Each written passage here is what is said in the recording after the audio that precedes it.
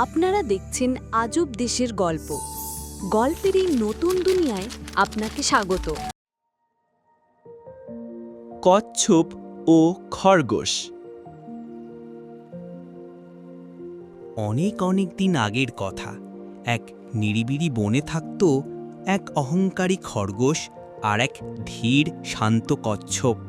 খরগোশ ভাবত, গতি মানেই সব। তুমি আমাকে কোনোদিনও হারাতে পারবে না দৌড়ে। আমি এই বনের সবচেয়ে দ্রুতগামী, হাওয়ার থেকেও তেজি, ছায়ার থেকেও দ্রুত। আমি সবসময় জয়ী হব। তাহলে দৌড় হোক। আমি যদিও দ্রুত নই, কিন্তু ধৈর্য, মনোবল আর একটানা ছোট ছোট পদক্ষেপে আমি ঠিক লক্ষ্য পর্যন্ত পৌঁছাব। সেই মতো একদিন কচ্ছপ আর খরগোশের মধ্যে দৌড়ের আয়োজন করা হলো। খবর ছড়িয়ে পড়তেই বনের সব প্রাণী ভিড় জমালো তাদের দৌড় দেখতে। দৌড় শুরু হতেই খরগোশ বিদ্যুতের মতো ছুটল। সে মুহূর্তেই কচ্ছপকে অনেক পিছনে ফেলে দিল। এ তো খুব সহজ। চাইলে উল্টো দিকে দৌড়াবো, একটু ঘুমও দেব, কিছু খাবো। ওই ধীর গতির কচ্ছপ কোনো দিনই আমাকে ধরতে পারবে না। আমার হাতে অনেক সময় আছে। কচ্ছপ 100 বছরেও আমায় ধরতে পারবে না।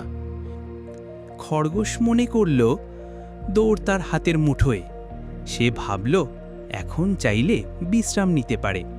তাই এক গাছের নিচে ছায়ায় শুয়ে পড়ল আর গভীর ঘুমে আচ্ছন্ন হল। কিন্তু কচ্ছপ ধীর পায়ে স্থিরভাবে এগোতে লাগল। তার চোখ কেবল ফিনিশ লাইনে। কচ্ছপ একটুও থামল না। তার প্রতিটি পদক্ষেপ ছিল ধীর কিন্তু দৃঢ়। আর অবশেষে সে চুপচাপ ঘুমিয়ে থাকা খরগোশকে ছাড়িয়ে গেল। এ কি, আমি এতক্ষণ ধরে ঘুমোচ্ছিলাম? না, ও তো প্রায় পৌঁছে গেছে। খরগোশ ভয়ে তড়িঘড়ি উঠে দাঁড়ালো আর দৌড়তে শুরু করল। আশা করল যেন দেরি হওয়ার আগেই কচ্ছপকে ধরে ফেলতে পারে। বনের সব প্রাণীরা আনন্দে চিৎকার করতে লাগল। কচ্ছপ মনে মনে বলল, আর একটু দূর। প্রতিটি পদক্ষেপ তাকে নিয়ে যাচ্ছিল এক অপ্রত্যাশিত জয়ের দিকে। খরগোশ প্রাণপণে ছুটল, কিন্তু কিছুতেই আর কচ্ছপকে ধরতে পারল না।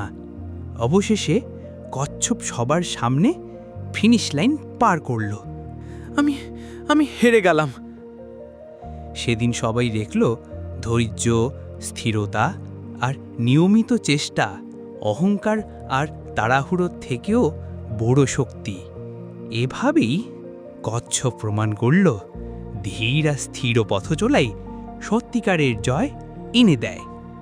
গল্পটি দেখার জন্য আপনাকে ধন্যবাদ। যদি ভালো লাগে তবে লাইক দিন ও সাবস্ক্রাইব করুন।